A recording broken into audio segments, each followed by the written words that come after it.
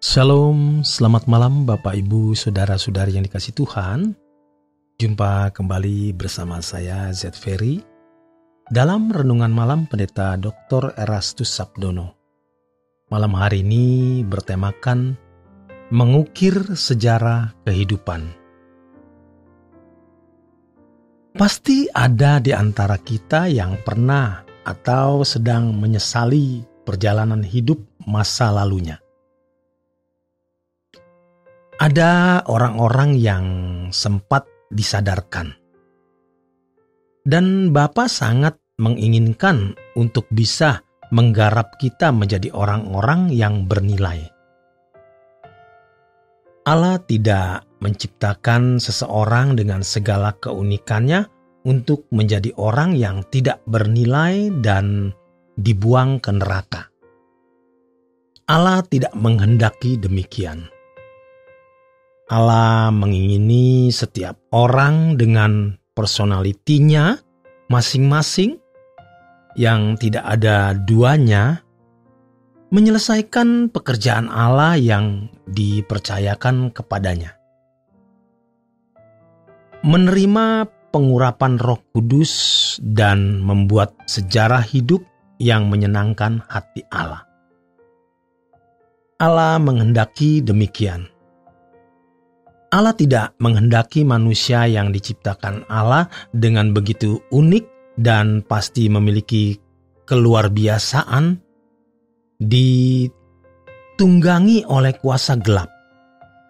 Sehingga sepak terjang hidupnya, petualangan hidupnya adalah petualangan hidup yang mendukakan hati Allah.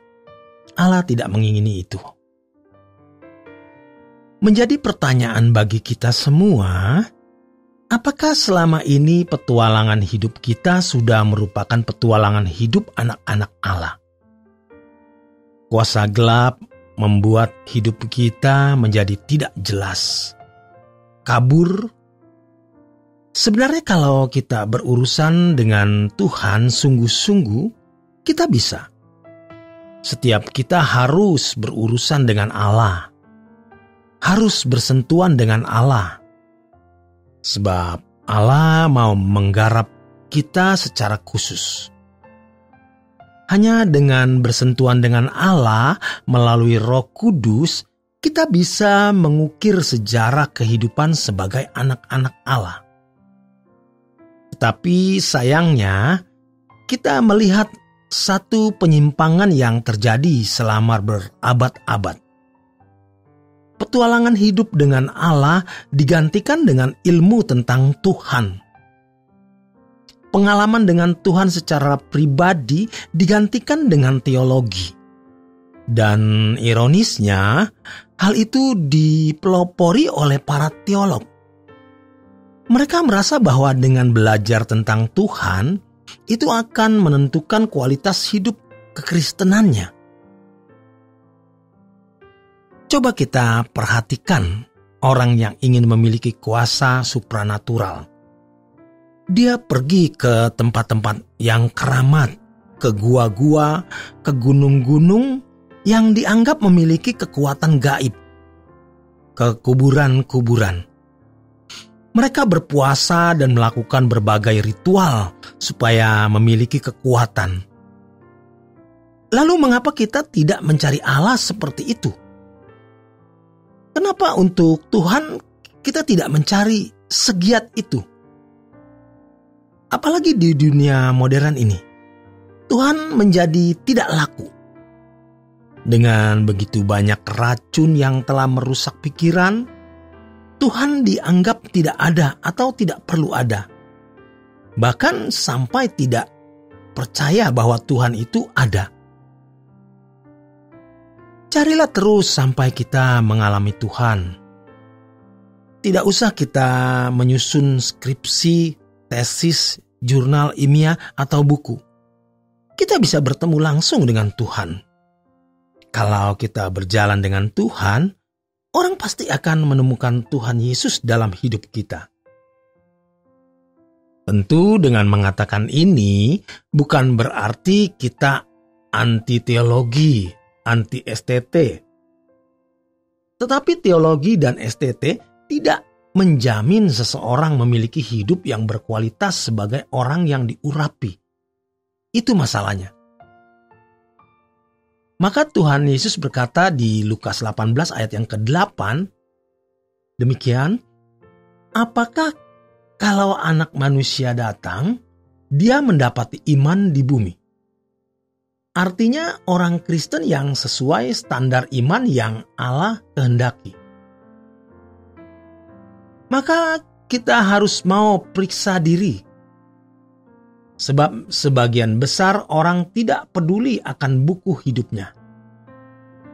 Sebelum menghadapi takhta pengadilan Tuhan, gambar-gambar yang buruk kita minta Tuhan hapus.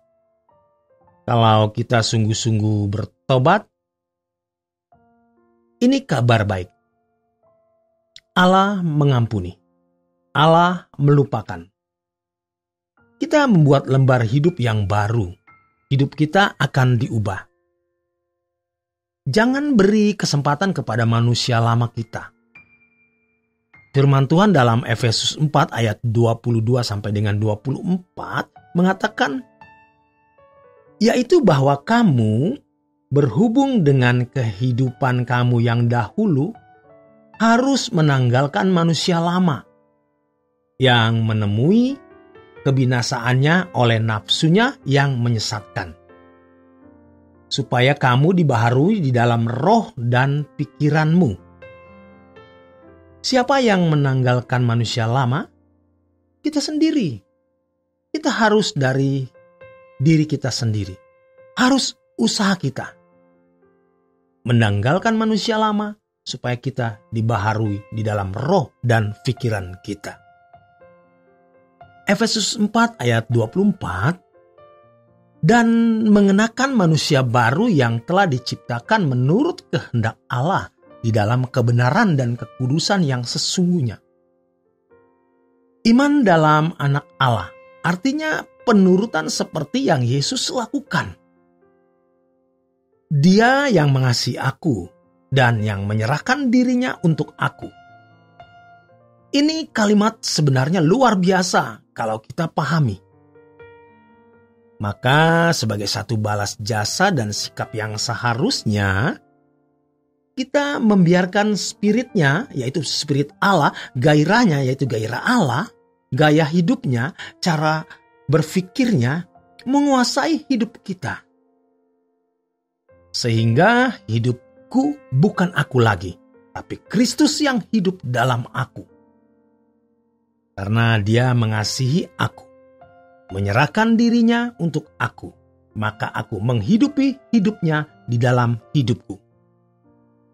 Kalau bisa begini, petualangan hidup kita akan menjadi sangat luar biasa.